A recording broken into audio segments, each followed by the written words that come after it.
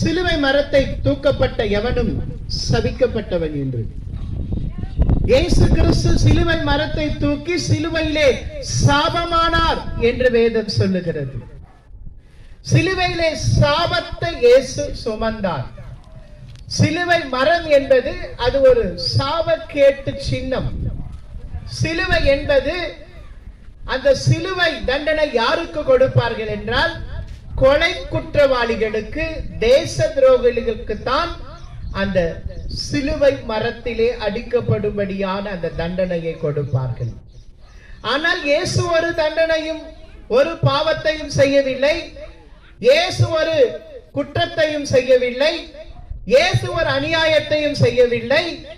மனு குலத்திற்காக, மனிதர்களுக்காக, இந்த உலகத்திலே இருக்கிற ஒவ்வொரு ஜனங்களுக்காக ஆண்டவராகிய இயேசு கிறிஸ்து சிலுவையை சுமந்து சிலுவையிலே சாபமானார். சிலுவை சின்னம் என்பது அது சாப சின்னம். சிலுவை சின்னம் என்பது அது அவமான சின்னம். என்றைக்கு இயேசு சிலுவையை சுமந்தாரோ அந்த சிலுவை இன்றைக்கு புனித சின்னமாக இருக்கிறது. என்றைக்கு ஆண்டவராகிய இயேசு கிறிஸ்து சிலுவையை சுமந்தாரோ அந்த சிலுவை இன்றைக்கு மதிப்பிற்குரிய சிலுவையாக, மதிக்கத்தக்க சிலுவையாக, பக்திக்குரிய சிலுவையாக இன்றைக்கு மாறி இருக்கிறது. அந்த சிலுவையை தூக்கினவர்கள் எல்லாம் சபிக்கப்பட்டவர்கள். இயேசு உனக்காக எனக்காக சிலுவையிலே சாபமானார். இன்றைக்கு சாபம் என்பது கொடிது. சாபம் என்பது இன்றைக்கு அது ஒரு தீர்க்க முடியாத ஒரு காரியம். சாபம் என்பது யாராலும் மாற்ற முடியாத ஒரு சூழ்நிலை.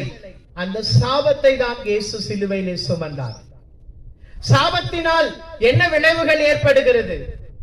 இன்றைக்கு அநேக குடும்பங்களிலே நாம் பார்க்கிறோம், எவ்வளவு சம்பாதித்தாலும் கடன் பிரச்சனை, எவ்வளவு சம்பாதித்தாலும் முன்னேற்றம் இல்லை, எவ்வளவு சம்பாதித்தாலும் ஆசீர்வாதம் இல்லை.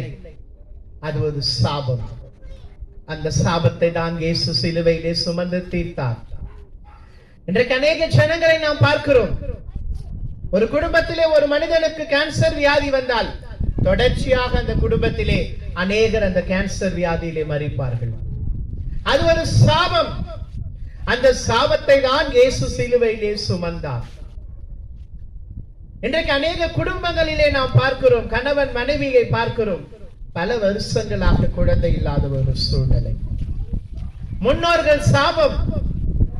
அந்த சாபத்தினால் இன்றைக்கு கட்டப்பட்ட ஜனங்கள் எத்தனை பேர்? அந்த சாபத்தினால் விடுதலை இல்லாமல் வாழ்கிற ஜனங்கள் இன்றைக்கு எத்தனை பேர்? வேதம் சொல்லுகிறது, அவரிடத்தில் அன்பு கூறுகிறவர்களுக்கு, அவரை விசுவாசிக்கிறவர்களுக்கு 1000 தலைமுறை இரக்கம் செய்கிற தேவன். சாபத்தை உடைத்து இரக்கம் செய்கிற தேவன். இன்றைக்கு கர்த்தருடைய வார்த்தையை கேட்டுக்கொண்டிருக்கிற அன்பு தேவ ஜனங்களே, நீங்கள் கடன் பிரச்சனை, வியாதி, குழந்தையின்மை, பலவிதமான சாப கட்டுகளிலே இன்றைக்கு வாழ்ந்து கொண்டிருந்தாலும் இயேசு உங்களுக்காக சிலுவையை சுமந்து அந்த சாபத்தை உடைத்திருக்கிறார். அநேக இடங்களிலே நாம் பார்ப்போம், வீடு கட்டுவார்கள், அந்த வீட்டை கட்டி முடிக்க மாட்டார்கள். பல வருஷங்களாக அந்த வீடு கட்டப்படாத ஒரு சூழ்நிலையிலே முடக்கி விடப்பட்டிருக்கும். அது ஒரு சாபம். அந்த சாபத்தை தான் இயேசு சிலுவையிலே உடைத்தார்.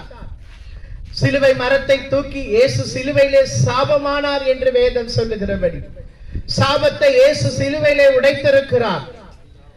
இன்றைக்கு கர்த்தருடைய வார்த்தையை கேட்டுக்கொண்டிருக்கிற அன்பு தேவ ஜனங்களே, இன்றைக்கு நாங்கள் அறிவித்த காரியங்களில் எந்த காரியங்களில் நீங்கள் இன்றைக்கு பாதிக்கப்பட்டிருந்தாலும் ஆண்டவராக இயேசு கிறிஸ்துவை விசுவாசியுங்கள், அவரை நம்புங்கள்.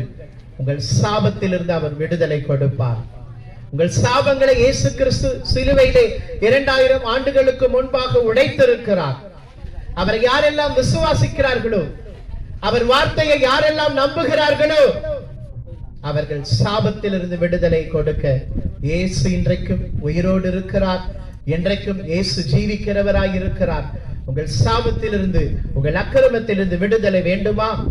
ஆண்டவராக இயேசு கிறிஸ்துவை விசுவாசியுங்கள், அவருடைய வார்த்தையை விசுவாசியுங்கள், அவரை உங்கள் இருதயத்திலே ஏற்றுக்கொள்ளுங்கள்.